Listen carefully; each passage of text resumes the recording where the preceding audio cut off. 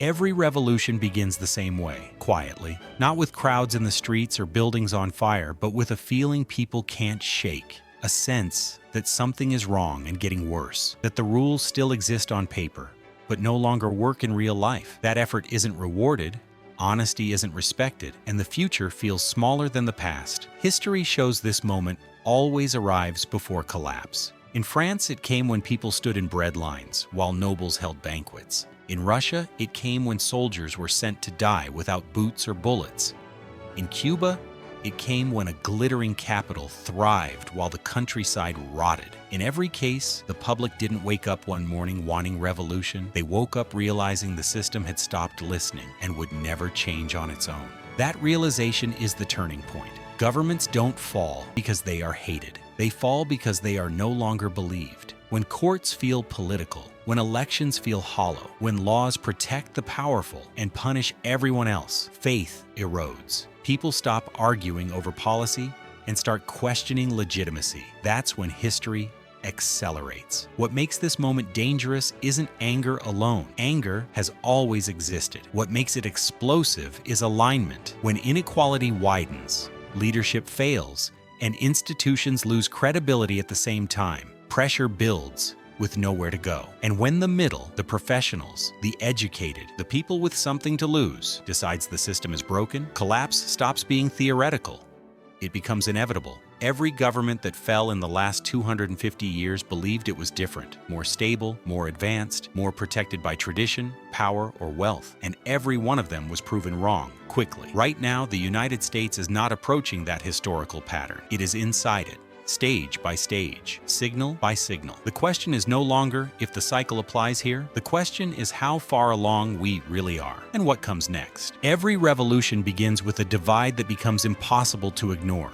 Not just a gap in income, but a gap in reality. One group lives in abundance, insulated from consequence. The other feels squeezed, humiliated, and expendable. History shows that when this divide becomes visible and permanent, the foundation starts to crack. In France, the nobility and clergy lived beyond taxation, while peasants surrendered nearly everything they earned just to survive. Bread alone consumed almost an entire household's income. When harvests failed, hunger followed immediately. The wealthy noticed nothing. Their lives continued uninterrupted. That disconnect between suffering and indifference was the first fracture. Russia followed the same path. A ruling class drowning in excess while factory workers labored endlessly for wages that barely kept them alive. Landowners owned everything.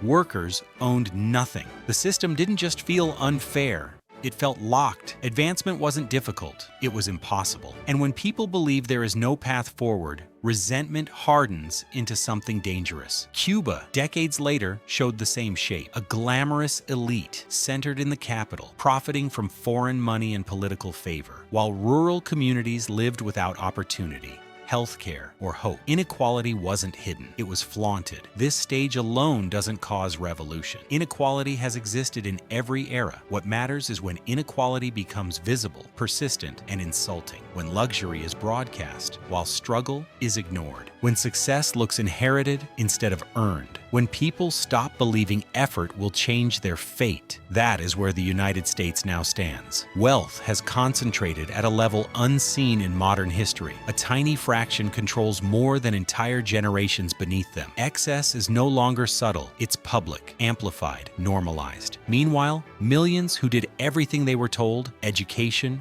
work, compliance, find themselves falling backward. This is how stage one locks into place. Not because people are poor, but because they feel trapped. And once that feeling spreads, the cycle does not reverse easily. Inequality alone does not ignite revolution.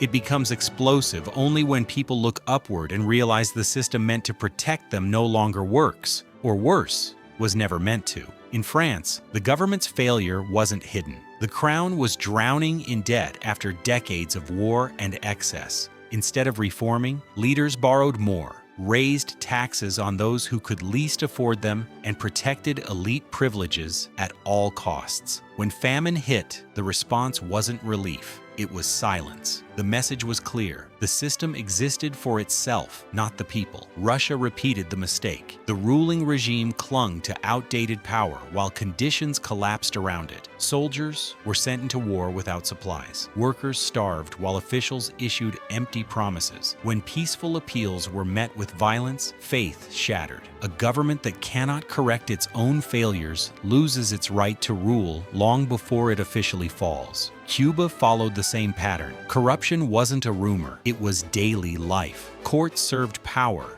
not justice. Police enforced loyalty, not law. Elections were theater. When institutions become tools of enrichment rather than protection, people stop seeing them as legitimate. They stop obeying out of respect and comply only out of fear. And fear never lasts. This stage is not about anger alone, it's about disbelief. The moment people stop expecting solutions from within the system, they begin searching outside it. Laws feel optional, authority feels artificial, trust evaporates. In the United States, this erosion is unmistakable. Confidence in governing bodies has collapsed. Decisions feel disconnected from everyday life. Scandals carry no consequences. Rules appear flexible for the powerful and rigid for everyone else. When accountability disappears, legitimacy goes with it. Once people conclude that institutions exist only to preserve themselves, reform no longer feels possible. And when reform feels impossible, something far more dangerous begins to feel necessary. That is stage 2. The system is still standing, but belief in it is gone, and history is clear about what follows. Revolutions are not born in the poorest streets. They begin in living rooms, classrooms, and offices where people did everything right and still fell behind. In France, the middle class was the fews. Lawyers, merchants, writers, and professionals had education, ambition, and expectations. They believed loyalty would be rewarded with stability. Instead, they watched prices rise, opportunities vanish, and power remain locked behind noble titles. When they realized talent no longer mattered, they stopped defending the system and started questioning its right to exist. Russia followed the same path. Students, engineers, teachers, people meant to build the future, found themselves trapped. Degrees led nowhere. Advancement required obedience, not competence. When war exposed the state's incompetence, this group didn't merely complain. They organized. They wrote pamphlets. They spread ideas. The regime lost the very class that once justified its existence. Cuba's revolution did not begin with farmers in the fields. It began with educated urban citizens who saw a country rich in potential but looted by a narrow elite. Professionals watched corruption choke opportunity. Courts protected power. Police enforced silence. When hope died, allegiance died with it. This stage matters because the middle class is the system's shock absorber. As long as they believe effort leads to progress, stability holds. When that belief collapses, restraint collapses with it. Today, the same pressure is building. Education costs explode while returns shrink. Housing drifts out of reach. Professional careers no longer guarantee security. People who followed every rule now feel punished for it, and resentment grows sharper because it comes with a sense of betrayal. This group doesn't want chaos at first. They want fairness. But when fairness feels impossible, they become open to disruption. That is the moment history turns. Not when the poorest suffer, but when the educated lose faith. That is stage 3. Every society runs on trust long before it runs on laws. People obey rules not because force is constant, but because they believe the institutions enforcing those rules are legitimate. Courts, elections, police, media, these are not just systems, they are agreements. Once those agreements break, order becomes fragile. France reached this point in 1789. The courts were seen as tools of the nobility. The church protected privilege. The king's promises meant nothing. When the Estates General convened, no one believed it would bring reform. That disbelief turned a political meeting into a revolutionary act. The moment trust vanished, authority followed. Russia hit stage 4 in 1917. After Bloody Sunday and the disasters of World War I, The courts were irrelevant. Elections meant nothing. The army no longer believed in the crown. When soldiers refused orders and joined crowds instead of dispersing them, the state lost its final anchor. Power existed on paper only. Cuba's collapse followed the same path. Batista still had laws, courts, and police, but no credibility. Everyone knew elections were staged, judges protected the regime, police brutality was routine. People stopped reporting crimes, stopped voting, stopped believing. The government still functioned, but it no longer mattered. This is the most dangerous stage because nothing looks broken until everything is. Today, the warning signs are unmistakable. Trust in elections is fractured. Courts are viewed through partisan lenses. Media credibility is shattered. Law enforcement is either feared or dismissed, depending on the audience. Half the population assumes bad faith from the other half. No shared referee exists anymore. When people no longer believe institutions can correct injustice, they stop using them. They look outside the system for solutions. They justify extremes because moderation feels useless. This is the point of no return in most historical cases. Once faith collapses, reform becomes nearly impossible. Any outcome is seen as illegitimate by someone. Every decision escalates tension instead of resolving it. Stage 4 is not loud at first. It is quiet disbelief. And once it sets in, history shows the next stages move fast. This is the stage where history stops whispering and starts shouting. Stage 5 begins when people no longer ask, "Is this right?" and start asking, "Will this finally change something?" It's the moment when ideas once considered unthinkable become reasonable simply because everything else has failed. In France, this is when the Jacobins took control. At first, they were radicals on the fringe. Too loud, too angry, too extreme, but the moderates failed to fix food shortages. Inflation raged, promises collapsed. The public didn't embrace the Jacobins because they loved them. They embraced them because nothing else worked. At least they're decisive, people said. That's how terror gets invited in.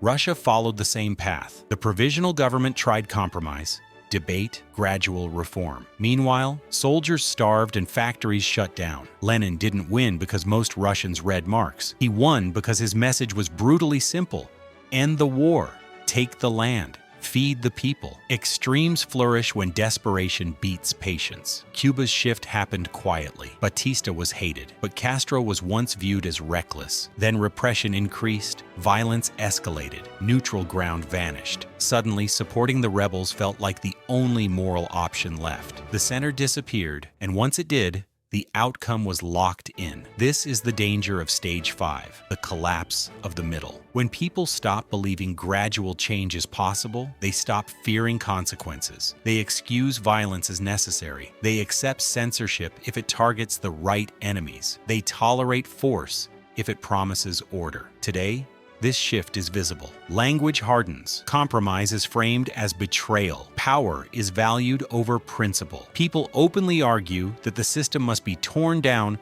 rather than repaired. That is not political debate. That is pre-revolutionary logic. History is consistent here. Once extremes gain mass support, events stop moving by vote counts or court rulings. They move by momentum. And momentum does not negotiate. Stage 6 is where illusions die. Up until this point, people still believe something can pull the system back from the edge. An election, a reform bill, a new leader, a court decision. History shows that by the time a society reaches stage 6, none of those levers matter anymore. France didn't slide gently into collapse. It snapped. Once the king was removed, authority vanished overnight. Courts stopped functioning. Laws meant nothing unless enforced by force. Fear replaced order. Neighbors informed on neighbors. The revolution didn't restore stability. It erased it. Russia fell even faster. Once the army fractured, the state ceased to exist in practice. Ministries existed on paper, but power lived in the streets, the barracks, and the factories. The government was still there, but it had no control. That vacuum was filled by whoever was most organized and most ruthless. Cuba's collapse looked quieter, but it followed the same rule. When Batista fled, there was no transition plan, no safeguards, no institution strong enough to resist takeover. One power vanished, another rushed in, and the public had no real say in what followed. This is the defining feature of Stage 6. Collapse is not negotiated. Supply chains fracture because trust disappears. Police and military units split loyalties. Courts are ignored. Money loses credibility. People stop planning years ahead and start planning days ahead. Survival thinking replaces civic thinking. And here's the part history makes brutally clear. What replaces the old system is rarely better. Revolutions don't reward the patient or the reasonable. They reward the organized